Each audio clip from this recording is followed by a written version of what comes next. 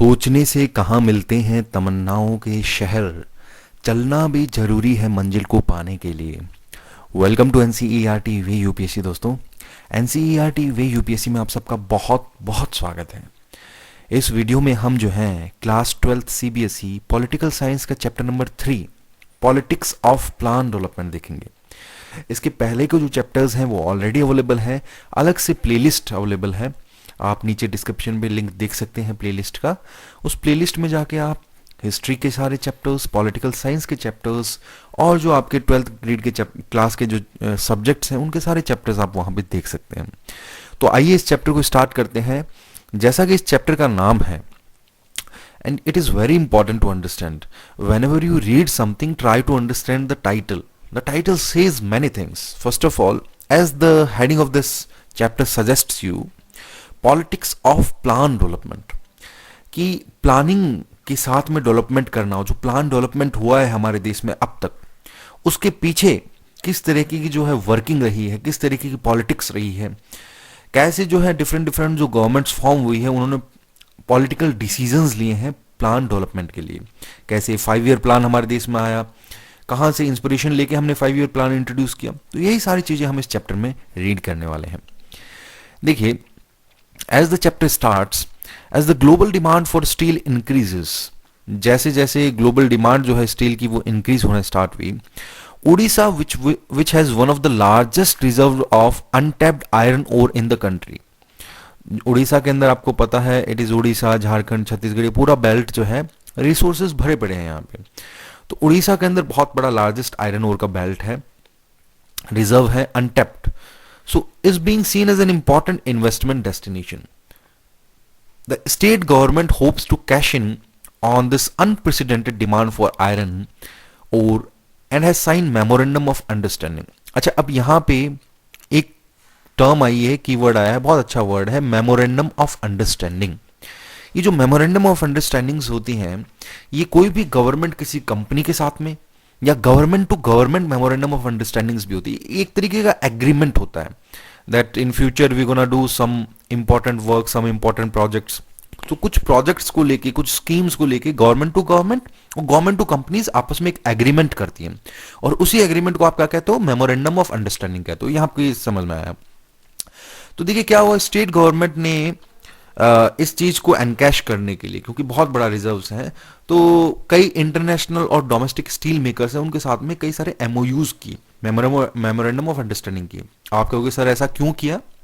कि अनटैप हो जाए रिजर्व्स और उससे जो है बेनिफिट्स मिले कंपनी को। कंपनी तो ऑब्वियसली अपना वर्क करेगी एज ए प्रोफेशनली जो वर्क करती है प्रॉफिट के लिए, लेकिन गवर्नमेंट को भी टैक्स के रूप में पैसा मिले और उससे गवर्नमेंट लोगों के लिए अच्छे काम कर सके।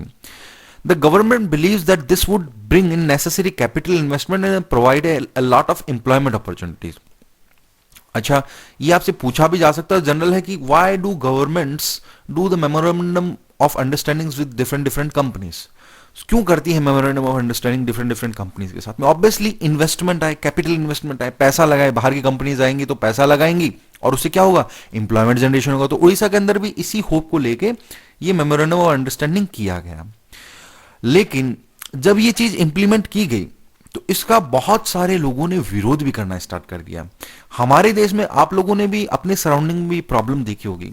अगर गवर्नमेंट कोई ब्रिज बनाने का सोचती है या गवर्नमेंट कोई जो है प्रोजेक्ट लाने का सोचती है, तो बहुत लोग जो है उसका विरोध भी करते हैं। And in democracy it is obvious, democracy में ये एक ऑब्वियस चीज भी है कि लोगों को हक है, राइट है विरोध करने का, they have right to protest and they protest usually. लेकिन इससे क्या होता है, प्रोजेक्ट्स बहुत डिले हो जाते हैं, बहुत टाइम लग जाता है। तो उड़ीसा का ये आपको एक एग्जांपल दे रखा है पॉस्को का, POSCO। ये पॉस्को कंपनी जो है कोरियन कंपनी, स्टील प्लांट की बहुत मैन्युफैक्चरिंग की बहुत इंपॉर्टेंट बड़ी कंपनी है। तो देखिए लोगों ने इस पॉस्को प्लांट के साथ में, जब पॉस्को कंपनी के साथ में उड़ीसा गवर्नमेंट ने एमओयू किया तो उसने कहा कि भाई आप यहाँ पे प्लांट सेटअप कीजिए। और उड़ीसा जो गवर्नमेंट, उसका क्या इंटेंशन था कि obviously people will get employment, लोगों को जो प्लांट सेटअप होगा उससे जनरेशन होगा, स्टील मेकिंग होगी तो उससे लोगों को जो एम्प्लॉयमेंट मिलेगा। लेकिन कैसे लोगों ने विरोध करना स्टार्ट कर दिया। लाइक देखिए यहाँ पे आपको एक सोर्स दे रखा है, उसमें हम रीड करते हैं। भुवनेश्वर एक रिपोर्ट न्यूज की है, people facing displacement by the proposed POSCO India steel plant in Jagatsinghpur district staged a demonstration outside the Korean's company office here on Thursday. They were demanding cancellation of the memorandum of understanding signed between the company and Odisha government 1 year ago. तो भुवनेश्वर के अंदर ये paper की एक reporting है कि किस तरीके से जो लोग हैं उन्होंने पॉस्को इंडिया के जो ऑफिस है जगत सिंहपुर डिस्ट्रिक्ट में, जो उड़ीसा के अंदर एक डिस्ट्रिक्ट है, वहां पे उन्होंने प्रोटेस्ट करना स्टार्ट किया and the people were demanding to cancel the MOU signed between government and POSCO company. अब आप कहोगे सर क्यों लोगों ने विरोध करना स्टार्ट किया? क्योंकि लोगों को, बहुत सारे लोगों को ऐसा माना था, क्योंकि बहुत बड़ी जमीन पर ये प्लांट सेटअप होने वाला था, तो जो लोग वहां से डिस्प्लेस होने वाले थे, बिकॉज जमीन तो ऑब्वियसली किसानों की या और जो लोग वहां पे रहते थे उनकी थी, उनको डिस्प्लेस तो करना ही होगा ऑब्वियसली, अगर कहीं हम प्लांट इतना बड़ा सेटअप कर रहे हैं तो वो लोग जो है वो विरोध कर रहे थे। जैसे इसमें आगे बता रहा है आपको, more than 100 men and women from the gram panchayat of Dhinkia, Nuagaon and Gadakujanga try to enter the office premises but the police prevented them. तो लगभग 100 के करीब जो लोग हैं अलग अलग गांवों के, अलग अलग एरिया के, पंचायत के, ग्राम पंचायत एरिया के, वो ऑफिस में घुसने उन्होंने स्टार्ट किया, स्लोगन्स रेज किए, प्रोटेस्ट किया जबरदस्त तरीके से। द प्रोटेस्टर्स सेड, लोगों का क्या कहना था प्रोटेस्टर्स का, the company should not be allowed to set up its plant at the cost of their lives and livelihood. The demonstration was organised by the Rashtriya Yuva संगठन एंड द नबी निर्माण समिति। तो ये जो प्रोटेस्ट उन्होंने स्टार्ट किया और उन्होंने बोला क्योंकि बहुत सारे लोग डिस्प्लेस होंगे तो उनका जो रोजगार छिन जाएगा, उनकी जमीन चली जाएगी, इसलिए उन लोगों ने विरोध करना स्टार्ट किया। अब आप कहोगे सर ये एक नॉर्मल सा एग्जांपल यहाँ पे दिया है, इससे हमें बताना क्या चाहता है भाई एनसीईआरटी? देखिए इससे बस आपको ये समझाना चाहता है कि किस तरीके से अलग अलग प्रोजेक्ट्स पर हमारे देश के अंदर प्रॉब्लम्स होती हैं जिसकी वजह से प्रोजेक्ट्स हल्ट हो जाते हैं। ये प्रोजेक्ट जो है ये भी बहुत टाइम तक हल्ट रहा, तो किस तरीके से रुक जाते हैं प्रोजेक्ट्स, प्रॉपर्ली टाइम पर हो नहीं पाते, डिले होती है। तो बहुत सारे जो है प्रॉब्लम्स, जब डेवलपमेंट करना हो, इकोनॉमिक डेवलपमेंट करना हो, तो उसके साथ बहुत सारी प्रॉब्लम्स भी जुड़ी होती है। अब देखिए इस चैप्टर का जो नाम था पॉलिटिक्स ऑफ प्लान डेवलपमेंट, अब हम प्लानिंग के साथ डेवलपमेंट करते हैं तो उसके साथ में कई सारी पॉलिटिक्स जुड़ी होती है, और ये भी एक तरीके की पॉलिटिक्स का हमने एग्जाम्पल देखा यहाँ पे। तो वही आपको फिर आगे आने वाले टॉपिक्स के अंदर बताएगा। देखिए क्या कह रहा है, political contestation. These questions cannot be answered by an expert decision of this kind involve weighing the interest of the social group against another. Present generation against future generation in a democracy, such major decisions should be taken or at least approved by the people themselves. अब यहाँ पे for businessman, business के purpose से employment generation होता था, POCSO plant तो बहुत अच्छा है, लेकिन वहां पे जो लोग रहने वाले थे उनके लिए वो चीज क्या है, वो डेवलपमेंट नहीं, वो डिस्ट्रक्शन है। कंपनी के लिए वो डेवलपमेंट है, लेकिन उन लोगों के लिए क्या है, वो डिस्ट्रक्शन है। सबका अपना अपना एम, डेवलपमेंट का गोल का अलग अलग होता है। इट्स ऑब्वियस, बिजनेसमैन ऑब्वियसली ज्यादा से ज्यादा प्रॉफिट कमाना चाहेगा, वर्कर जो होगा वो ज्यादा से ज्यादा सैलरी लेना चाहेगा। इट इज ऑब्वियस, ये सब ऑब्वियस चीज है। नाउ नेक्स्ट देखिए क्या बता रहा है, तो इसलिए इसमें क्या बता रहा है कि लोगों की सहमति, लोगों की कंसर्न होना बहुत ज्यादा जरूरी है। लोग जब लोगों की से जो चुनी हुई गवर्नमेंट है, जब वो डिसीजन ले प्रॉपरली, नेगोशिएशंस, बातचीत के साथ में, तो वो उस डिसीजन को इंप्लीमेंट करना ताकि डेवलपमेंट प्रॉपरली हो, ये बहुत ज्यादा जरूरी है। इंडिपेंडेंस के बाद में country had to make series of major decisions, ऐसे कई सारे डिसीजन कंट्री को लेने थे और लिए भी कंट्री ने। हमारे देश के अंदर बहुत सारी प्रॉब्लम्स भी आई, लेकिन उनके बावजूद भी we are in 21st century now and the country is growing. It's developing country. India is developing country and it is growing very fast. Each of these decisions could not be made independent of other such decisions. All these decisions were bound together by a shared vision or model of economic development. Almost everyone agreed that the development of India should mean both economic growth and social and economic justice. देखिए सभी का ये मानना था after independence that the development must be economic as well as social.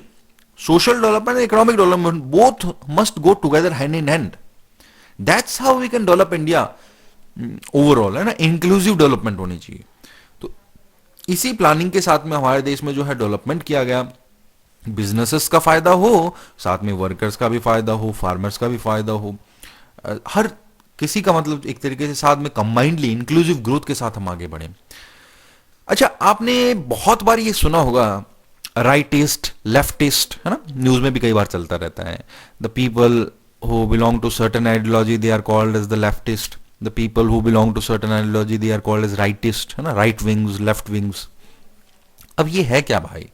What is left and what is right? क्या sir left right होता है, centre भी होता है? तो आइडियोलॉजिकल बेस में क्या है ये देखिए।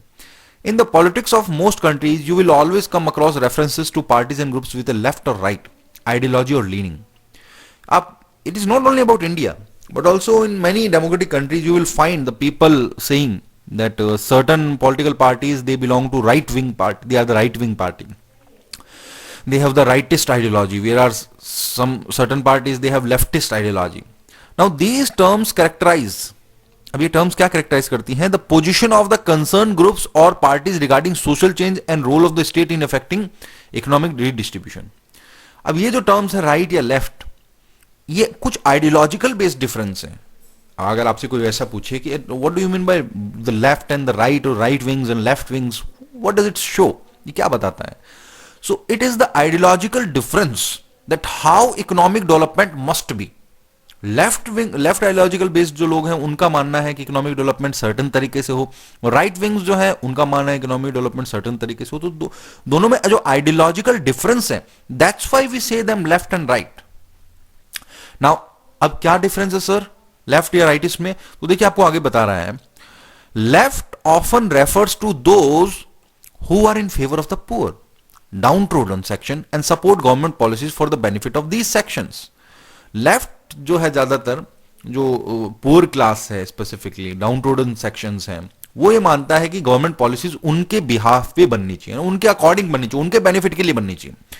जो राइट है, the right refers to those who believe that free competition and a market economy also ensure progress, that the government should not unnecessarily intervene in the economy. The right refers to the people who believe that government must not unnecessarily intervene. The economy must be open, economy क्या कर देना चाहिए, क्या कर दिया जाना चाहिए, open कर देना चाहिए। मार्केट इकोनॉमी बिल्कुल ओपन होनी चाहिए, कंपटीशन के जरिए जो चीजें आगे बढ़े वो आगे बढ़े, गवर्नमेंट को बार बार इंटरवीन नहीं करना चाहिए। लेफ्ट विंग्स के लोगों का क्या मानना है, गवर्नमेंट इंटरवीन करे। अच्छा, ये क्वेश्चन आ सकता है आपके बोर्ड में, फाइनल में आने वाला question, what is the difference between the right and the left? So it is the ideological difference that how economic development should take place. The left thinks that government must intervene, the right thinks that government must not intervene.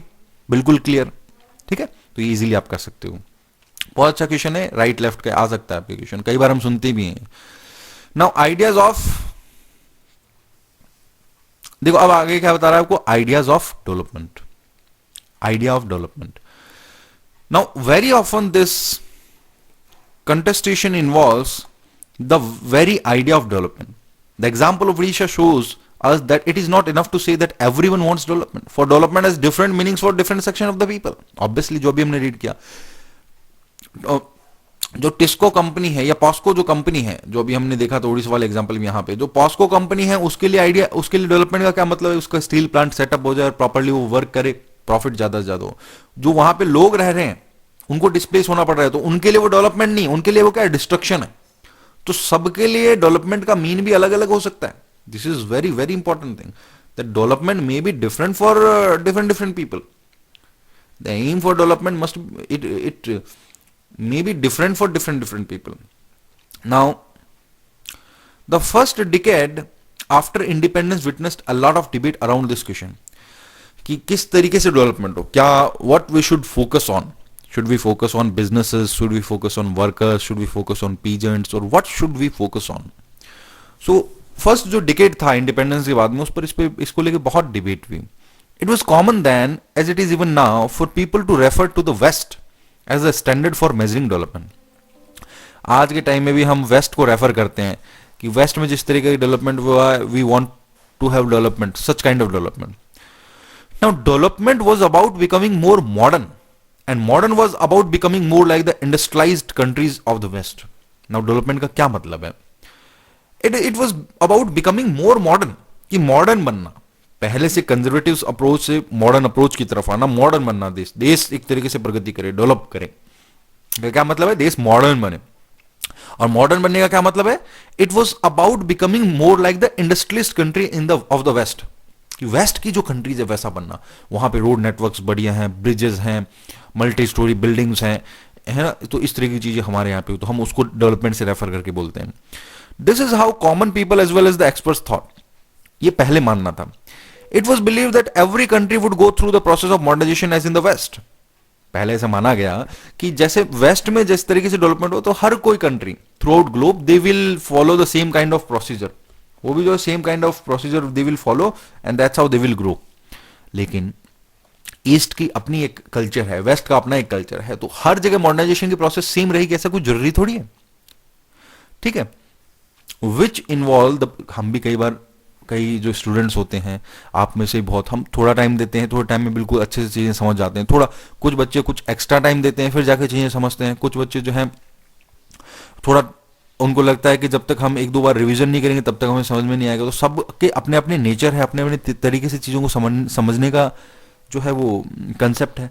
तो वैसे ही development भी ऐसा नहीं हो सकता कि waste ने जैसे डेवलपमेंट किया वैसा का वैसा ही सेम जगह प्रोसीजर लागू हो, अप्लाई हो. ईस्ट की अपना एक कल्चर है, तो कल्चरल डिफरेंसेस भी तो हैं. सो ऐसा पहले माना जाता था. It was believe that every country would go through the process modernisation as in the west, which involve the breakdown or traditional social structure and the rise of capitalism and liberalism.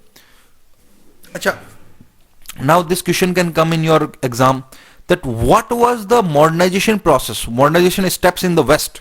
West में modernization का step क्या था? तो उसके अंदर क्या बता रहा है? Involved the breakdown of traditional social structure and the rise of capitalism and liberalism. ये process थी वेस्ट के अंदर कि जो ट्रेडिशनल सोशल स्ट्रक्चर था उसका ब्रेकडाउन होना और फिर इंडस्ट्रियलाइजेशन की प्रोसेस होना. Now modernization was also associated with the ideas of growth. Modernization का मतलब है idea of growth, material progress, scientific rationality. ये सारी चीजें हैं देश के अंदर जो है एजुकेशन के लेवल पे, स्टूडेंट्स के लेवल, हर चीज पर जो है रैशनैलिटी के लेवल पर हर चीज में डेवलपमेंट हो. This kind of idea of development allowed everyone to talk about different countries as developed, developing or underdeveloped. और ये जो आइडिया, इसके बेसिस पे हम कंट्रीज को क्या कहते हैं? Developing country, developed country, under developed country या पुअर कंट्री रेफर करके बोलते हैं.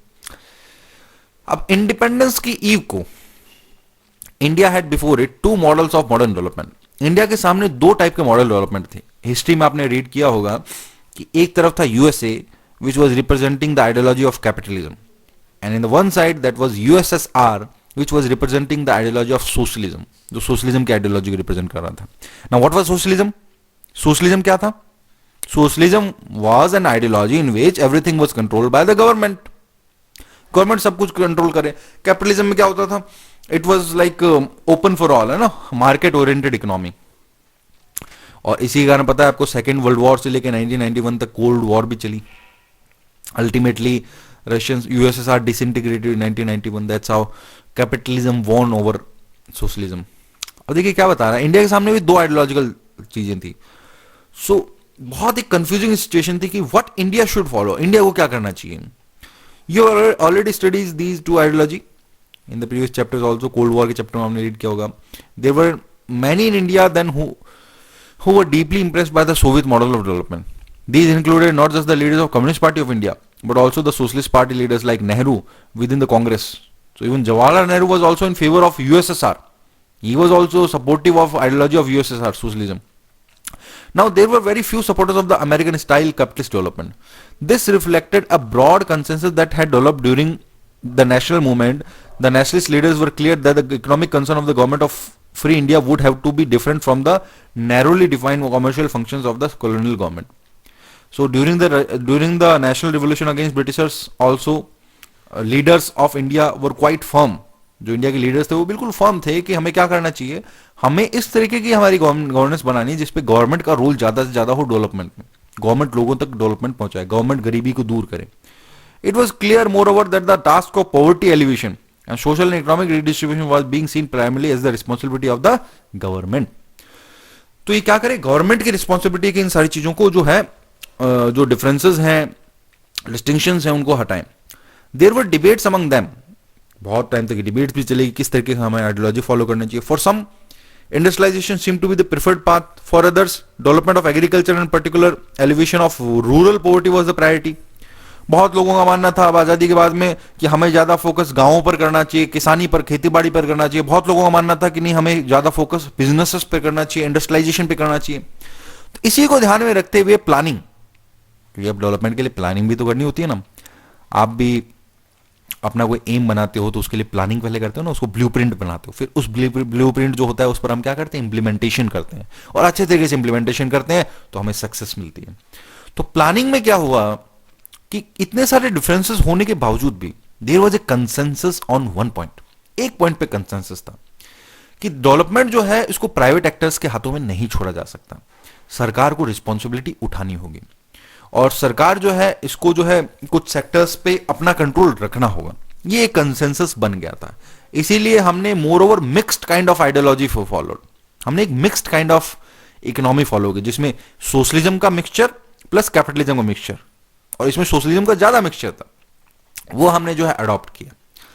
Now in fact the idea of planning as a process of rebuilding economy earned a good deal of public support in 1940s and 50s all over the world. The experience of Great Depression in Europe, the interwar reconstruction of Japan and Germany, and most of all the spectacular economic growth against heavy odds in Soviet Union in 1930s and 1940s contributed to this consensus. तो इसी consensus बन गया था कि किस तरीके से जो डेवलपमेंट किया जाए, प्लानिंग के साथ में डेवलपमेंट हो तो बहुत अच्छा रहेगा। और इसी को ध्यान में रखते हुए हमारे देश में आपको पता है एक प्लानिंग कमीशन भी है। अभी करंटली इस प्लानिंग कमीशन का नाम चेंज कर दिया गया है। In 2015 the name was changed and now it is known as NITI Aayog. इसको नीति आयोग के नाम से जाना जाता है, ठीक है। इसका नाम चेंज कर दिया गया। प्लानिंग कमीशन जो है ये मार्च 1950 में सेट किया गया था। ये देखिए यहाँ पे लिखा हुआ है the planning commission was set up in March 1950 और simple resolution in government of India के रेजोल्यूशन के साथ इसको सेटअप किया गया था। इसका रोल था एज एन एडवाइजरी रोल, ये रिकमेंडेशन दे गवर्नमेंट को और गवर्नमेंट जो है इसके रिकमेंडेशन के बिहाफ पे आगे वर्क कर सकती है, ठीक है। और इसका मेन इंटेंशन क्या था प्लानिंग कमीशन बनाने का कि किस तरीके से देश के अंदर जो है प्लानिंग की जाए for the development, so that every each one of get the benefit of the resources can be divided equally, and poor, how can we alleviate or eliminate poverty from our country, तो इसके लिए planning बनाया जाए, कैसे development किया जाए इसके लिए प्लानिंग बनाया जाए। तो ये इसका मेन टास्क था, इसलिए प्लानिंग कमीशन को सेटअप किया गया था मार्च 1950 में, ठीक है। इसका जो हेड होता है एक तरीके से चेयरमैन जो होता है वो प्लानिंग कमीशन को प्राइम मिनिस्टर होता है, लेकिन इसका एक वाइस चेयरमैन भी बनाया जाता है ना प्लानिंग कमीशन का, जो जिसका मेन मतलब वो मेन टास्क होता है कि प्लानिंग कमीशन के अंदर वर्क करे, प्लानिंग करे देश की डेवलपमेंट के लिए और फिर रिकमेंडेशंस प्राइम मिनिस्टर को दे। जो प्राइम मिनिस्टर अपने आप में एक्स ऑफिशियो इसका चेयरमैन होता है। नेक्स्ट देखिए क्या बता रहा है आपको, दस the planning commission was not sudden invention. Planning commission भी कोई एक सडन इन्वेंशन नहीं था। In fact it has very interesting history. We commonly assume that private investors such as industrialists and big businesses entrepreneurs are averse to ideas of planning. They seek an open economy without any state control in the flow of capital. That was not what happened here. Rather, a section of the big industrialists got together in 1944 and drafted a joint proposal for setting up a planned economy in the country. तो 1944 में, even before independence, many industrialists, big industrialists of India, they just combinedly told our leaders that there must be a planned development for India. India के अंदर development जो है एक planning के साथ में होना चाहिए, प्लान इकोनॉमी होनी चाहिए। और ये जो लीडर्स थे एक तरीके से बिजनेस कम्युनिटी के बिजनेसमैन जो थे बिग बिजनेसमैन, इन्होंने 1944 में एक जॉइंट प्रपोजल बनाया और इसी जॉइंट प्रपोजल को इसमें उन्होंने हमारे लीडर्स को बोला कि किस तरीके से आप जो है डेवलपमेंट कीजिए, और इसी जॉइंट प्रपोजल को बोला गया बॉम्बे प्लान, ठीक है। बॉम्बे में क्यों, मुंबई को पहले बॉम्बे बोला जाता है, it was very it is still financial capital of India. तो बॉम्बे के अंदर ये सारे लोग इकट्ठे हुए, वहां इन्होंने जो है रिकमेंडेशंस अपनी दी और बोला कि किस तरीके से प्लान इकोनॉमी होनी चाहिए, तो इसलिए इसको जाना जाता है बॉम्बे प्लान के नाम से, ठीक है।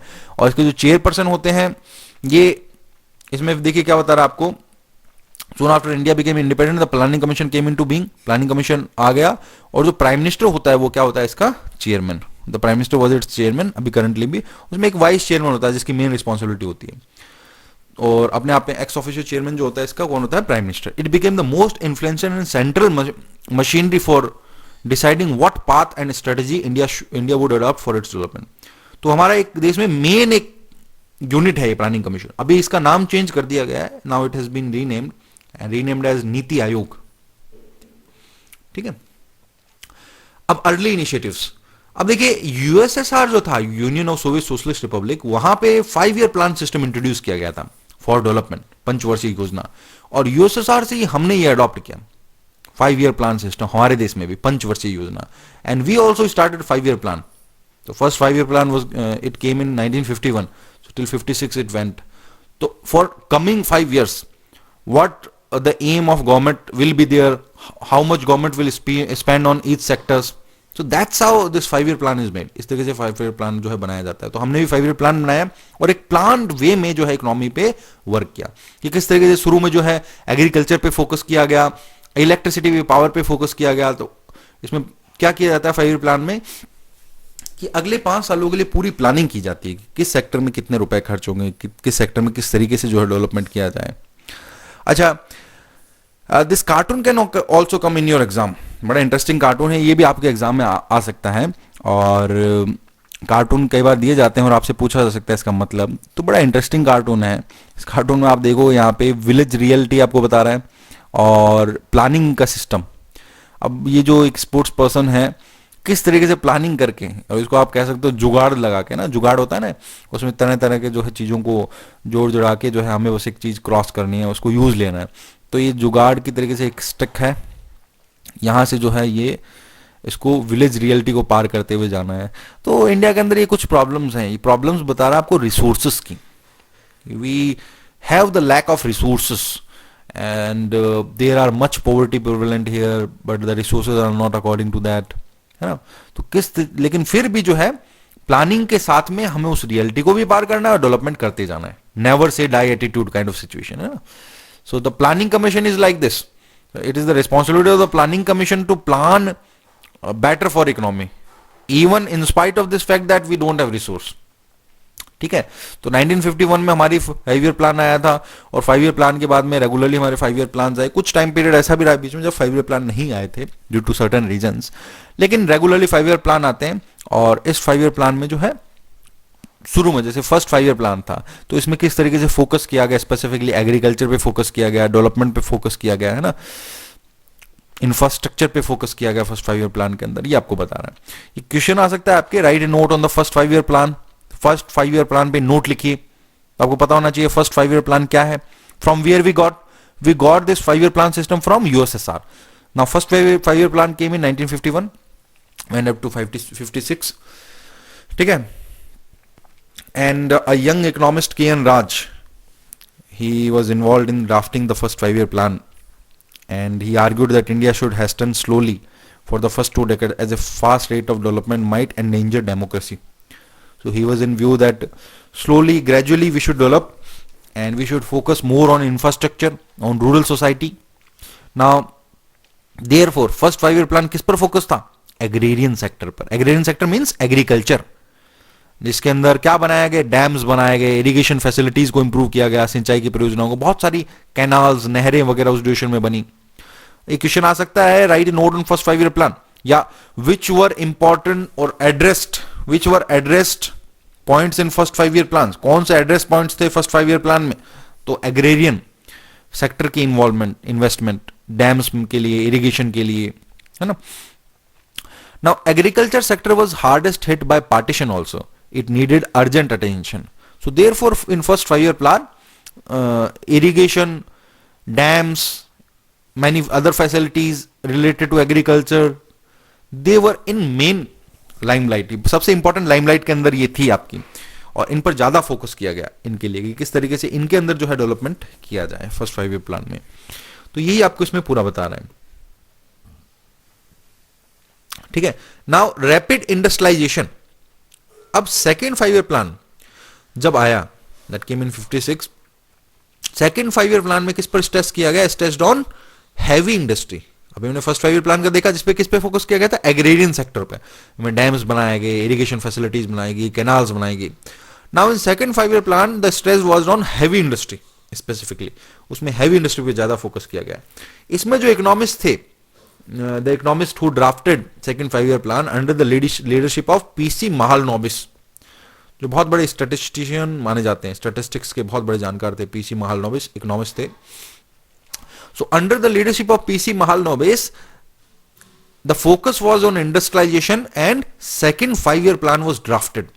और इसमें ज्यादा फोकस किस पे रखा गया कि किस तरीके से जो steel industry, electricity, railways, machineries, communication, इनको बढ़ावा दिया जाए। ठीक है, ये भी क्वेश्चन आ सकता है सेकंड 5 ईयर प्लान को लेके। तो इसमें ज्यादा फोकस किस पे दिया गया? Focus on the industries, specifically railway, steel, machinery, communication, इन चीजों पे ज्यादा फोकस दिया गया। पीसी महालनोबिस के बारे में आपसे क्वेश्चन पूछा जा सकता है, हु वाज पीसी महालनोबिस, या right a note on PC Mahalanobis. So you must know, scientist and statistician of international repute, founder of Indian statistical institute. अलग से एमसीक्यू में क्वेश्चन आ सकता है, who was founder of Indian statistical institute? So it was PC Mahalanobis. When it was founded? In 1931। Indian statistical institute कब found किया गया था? 1931। किसने फाउंड किया था? पीसी महालनोबिस ने। Now he was architect of second plan. Now he was supporter of rapid industrialization. So therefore he focused on industrialization to make the conditions to improve the infrastructure so that many factories can come up. And he was firm in the active role of the public sector also. Public sector को ज्यादा से ज्यादा आगे बढ़ना चाहिए और industrialisation process में जो है अपना रोल प्ले करना चाहिए. Now allocations in the first and second 5 year plan, किन किन चीजों पर जो है फोकस किया गया था परसेंटेज वाइज एलोकेशन में. तो आप इसमें देखिए फर्स्ट 5 ईयर प्लान में ज्यादातर फोकस जो है जैसे 15.1% के करीब जो है एग्रेरियन, एग्रीकल्चर और कम्युनिटी डेवलपमेंट भी किया गया. सेकंड 5 ईयर प्लान में थोड़ा कम हो गया था 11.8%. इस तरीके से इरिगेशन में और फ्लड कंट्रोल में फर्स्ट 5 ईयर प्लान में ज्यादा फोकस 17% के करीब फोकस था. 10% जो रह गया था सेकंड 5 ईयर प्लान में. और अगर ट्रांसपोर्ट कम्युनिकेशन में देखो तो सेकंड 5 ईयर प्लान में ज्यादा 28-29% के करीब फोकस था. तो ये ग्राफ भी आपको बता रहा है कि how in first 5 year plan we focused on agrarian sector but in second 5 year plan we focused on industrial sector. ये आपको इसके अंदर बता रहा है. नाउ डिसेंट्रलाइज्ड प्लानिंग, आपको पता है डिसेंट्रलाइजेशन का मतलब क्या होता है. When decentralisation is the process of power sharing. Power sharing की प्रोसेस होती है where more people are involve in power and decision making में ज्यादा लोग जो है, ज्यादा इंस्टीट्यूशंस इन्वॉल्व होते हैं. तो उनको आप बोलते, उस चीज को आप बोलते हो डिसेंट्रलाइजेशन, प्रोसेस को आप बोलते हो डिसेंट्रलाइजेशन. ठीक है. अब देखिए क्या बता रहा है इसके अंदर आपको डिसेंट्रलाइज्ड प्लानिंग के अंदर, that it is not necessary that all planning always has to be centralised. Very important. Nor is it that planning is only about big industries and large projects. The Kerala model. अच्छा, ये question आ सकता है, ध्यान रखना है ना. छोटे छोटे बहुत अच्छे क्वेश्चन बनते हैं जो आपको 95 तक ले जाके रोक देते हैं ना, 100 नहीं आ पाते हैं. तो केरला मॉडल क्या था?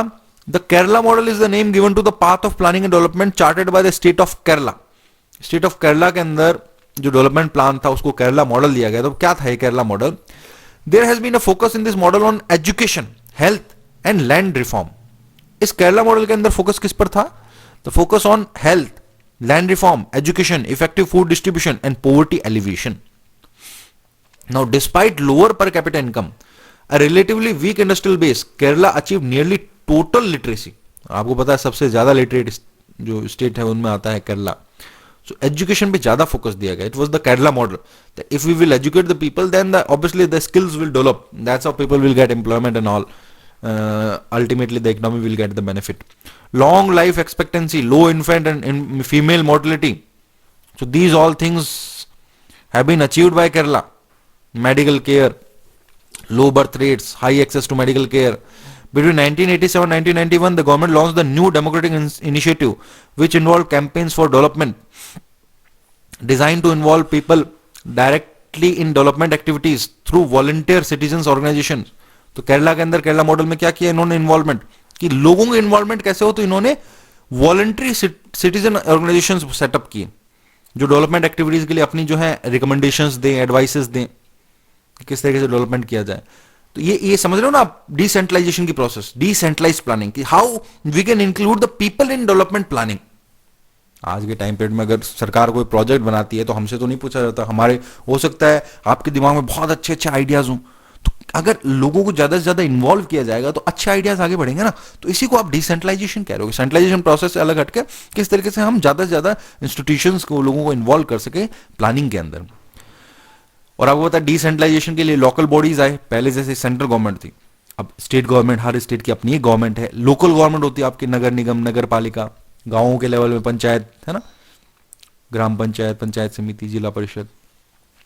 Now the state has also taken initiative to involve people in making plans at the panchayat, block and district level. So this is the process of decentralization. That's why ultimately 1991 और 93 में जाके आपको जो है local bodies constitutionally एक आपको जो है पावर मिल गई. And now local bodies are the fact in India and they work for the benefit of local areas, local bodies. इसमें नगर पालिका है, नगर निगम है, अर्बन एरियाज, रूरल एरियाज में ग्राम पंचायत, पंचायत समिति है ना, जिला परिषद. Now agriculture versus industry. अच्छा, ये जो है करंटली भी बहुत बड़ा एक इशू है. Like many people say that agriculture now is not focused, the focus of government is only on industry. या but many other people who are related to industries, they say that every year government works for agriculture, it is not focusing on industry. So it is like agriculture versus industry हमेशा से चलता रहा है from the independence of India, from the first 5-year plan. Even when the first 5-year plan was in making, many economists said that we must focus on industries, many others said that we must focus on agriculture, and ultimately it was considered that agriculture must be focused on. So that's how in second 5-year plan the focus shifted on industries from agriculture. So it was like, it is a history, agriculture versus industry. तो क्योंकि India is the agriculture based society, India एक agriculture based society, वहाँ पे agriculture की अपनी एक importance है, और इंडस्ट्रीज जो हैं डेवलपमेंट के लिए उनकी अपनी एक इम्पोर्टेंस है. तो अलग अलग इकोनॉमिस्ट, अलग अलग जो लीडर्स हैं, पॉलिटिकल लीडर्स, उनके अपने अपने जो है रीजन रहे हैं. आपको पता है इंडिया के अंदर जो बॉलीवुड फिल्में हैं बहुत सारी, उन्होंने भी बहुत एग्रीकल्चर की प्रॉब्लम्स, इंडस्ट्रीज की प्रॉब्लम्स अलग अलग फिल्म्स के जरिए बताई हैं. तो ऐसे ही आपको यहाँ पे पत्थर पंचाली जो है उस एक फिल्म के बारे में बता रहा है कि किस तरीके से इस फिल्म में जो है रियलिटी को बताया गया है, किस तरीके से जो है स्ट्रगल्स, पॉवर्टी को लेके, गरीबी को लेके जो है पर्सन फेस करते हैं, उस सिचुएशन को बताया गया है. तो बहुत सारी फिल्में, क्योंकि समाज का ही एक आईना होती है, समाज सोसाइटी का मिरर होती है, सोसाइटी में जो चल रहा होता है वही आपको सारी चीजें बताती है. अब देखिए एक और इम्पोर्टेंट स्कॉलर उनके बारे में आपको बता रखा, जेसी कुमारप्पा. जेसी कुमारप्पा जो थे, इनका जो नाम है जेसी कॉर्नेलियस, इकोनॉमिस्ट थे, चार्टर्ड अकाउंटेंट थे. इन्होंने इंग्लैंड में, यूएसए में पढ़ाई की थी, महात्मा गांधी के फॉलोअर थे. गांधीयन प्रिंसिपल्स जो है इकोनॉमिक पॉलिसी के, जिसमें how to improve the condition of the poor people specifically, उस फिलोसॉफी में बिलीव करने वाले थे. ये भी प्लानिंग प्रोसेस के में इन्होंने हिस्सा लिया था, और प्लानिंग कमीशन के एक मेंबर थे. He was the member of planning commission, J C Kumarappa. तो पता होना चाहिए आपको, क्वेश्चन आ सकता है, ये एमसीक्यू में आ सकता है आपका क्वेश्चन. लाइक जो इस चैप्टर्स में इंपॉर्टेंट इकोनॉमिक्स के नाम दिए हुए, who was in the planning commission, तो आपको 3-4 ऑप्शन दे देगा, उसमें जेसी कुमारप्पा का नाम होगा. Who was member of planning commission, who was not member of planning commission, ऐसा भी आ सकता है. चैप्टर से रिलेटेड हर चीज आपको करनी है, इसमें कुछ भी छोड़ना नहीं है. Now public versus private sector, this was also in debate कि क्या हमें फोकस जो है गवर्नमेंट सेक्टर पे करना चाहिए या प्राइवेट सेक्टर पे ज्यादा करना चाहिए, गवर्नमेंट ओन्ड कंपनीज होनी चाहिए या प्राइवेट ओन्ड कंपनीज होनी चाहिए. So this was also in focus. And as you know, as we were discussing that India adopted mixed economy. Mixed economy, हमने कुछ सेक्टर्स जो है वो गवर्नमेंट के लिए रिजर्व रखे, जैसे railway, still it is reserved, like railway is controlled by government, private companies are not allowed in that. In a certain level now privatization has been started, but broadly nuclear energy है. तो शुरू में जो था, जब India आजाद हुआ था, तो उस ड्यूरेशन से अब तक ये जो है पब्लिक वर्सेस प्राइवेट सेक्टर का जो है ये झगड़ा अभी तक भी चल रहा है. But we adopted mixed kind of economy. ठीक है.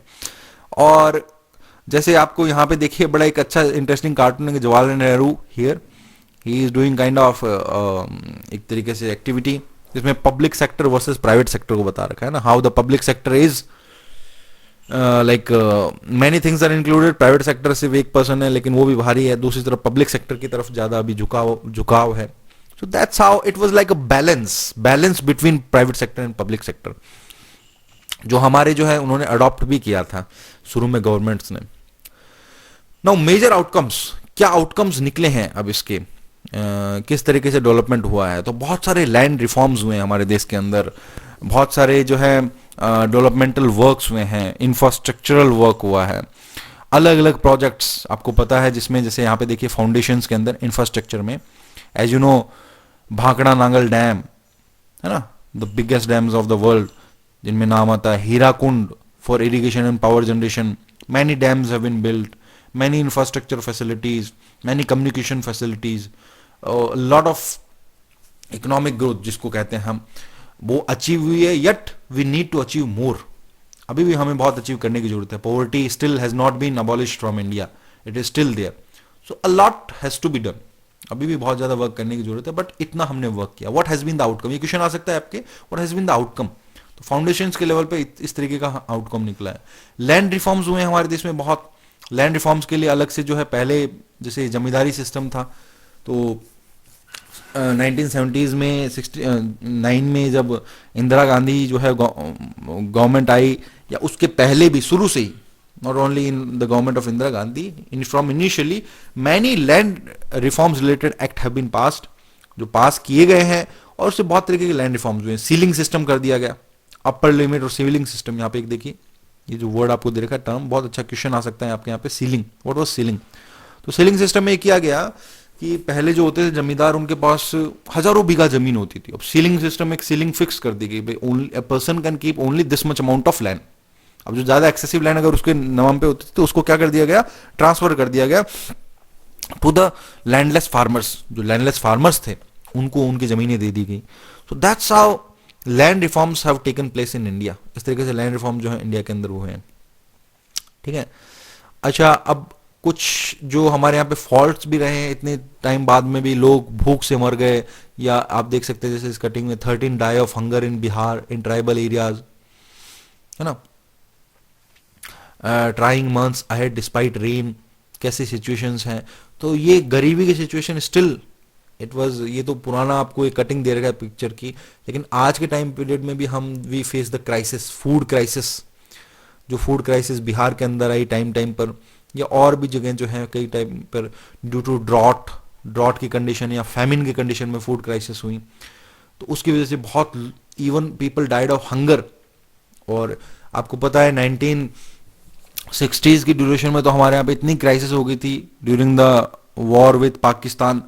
We all face difficulty, much of the difficulty, and due to that, at the one front we were fighting against Pakistan, and the another front people were fighting against famine conditions, है ना, अकाल की conditions, hunger से fight कर रहे थे. इसलिए नारा दिया गया था, स्लोगन दिया था, जय जवान जय किसान at that time. And afterwards green revolution was started. green revolution start किया गया था, and green revolution इसलिए था how to raise the food grain production. तो फूड क्राइसिस हो, ये कुछ प्रॉब्लम्स जो हैं अभी भी इंडिया को जो है फेस करनी पड़ रही है. आगे देखिए, ग्रीन रिवोल्यूशन के बारे में आपको बता रखा है. Now what was the green revolution actually, अगर क्वेश्चन आता है write a note on the green revolution या what was green revolution. So the green revolution was a scheme how to increase the food grain production in India. Food grain production किस तरीके से India में increase किया जाए, उसके लिए 1970s की ड्यूरेशन में सरकार के द्वारा in this government just introduced many reforms in the field of agriculture. Many canals, irrigation facilities were improved, है ना. new technologies were brought in agriculture to raise the production, food grain production. तो ये कई सारी चीजें की गई, जिससे अल्टीमेटली क्या हुआ, India became self sufficient. India self sufficient बना फूड ग्रेन्स में.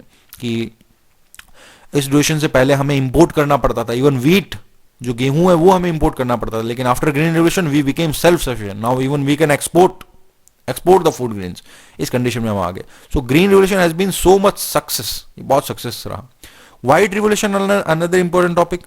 तो व्हाइट रिवोल्यूशन क्या है, it was related to milk के प्रोडक्शन को बढ़ाने के लिए, to raise the production of milk.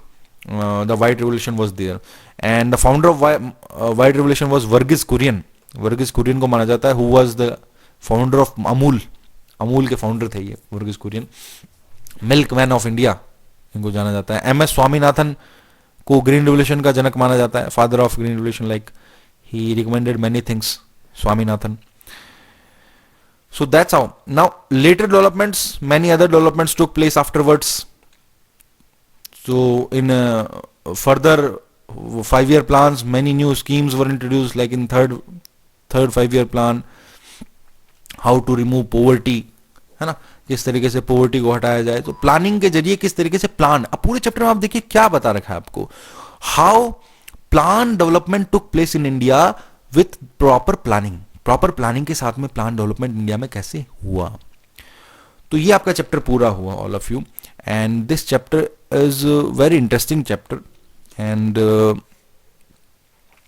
As you know, आप जानते हो इसमें से हर चैप्टर के हर टॉपिक में कहीं से भी एनसीईआरटी सीबीएसई जो आपसे क्वेश्चन पूछ सकता है, तो नथिंग मस्ट बी लेफ्ट। और इसी तरीके से हमने इस पूरे चैप्टर को अच्छे से किया है। हम इनकी अलग से वीडियोस बनाएंगे इंपॉर्टेंट क्वेश्चंस की, पॉलिटिकल साइंस की, और जो आपके दूसरे सब्जेक्ट्स हैं हिस्ट्री वगैरह की। तो आप इस चैनल के साथ में जुड़े रहिए और अपने फ्रेंड्स के साथ में इस चैनल को जरूर शेयर कीजिएगा। Thank you very much all of you, thank you.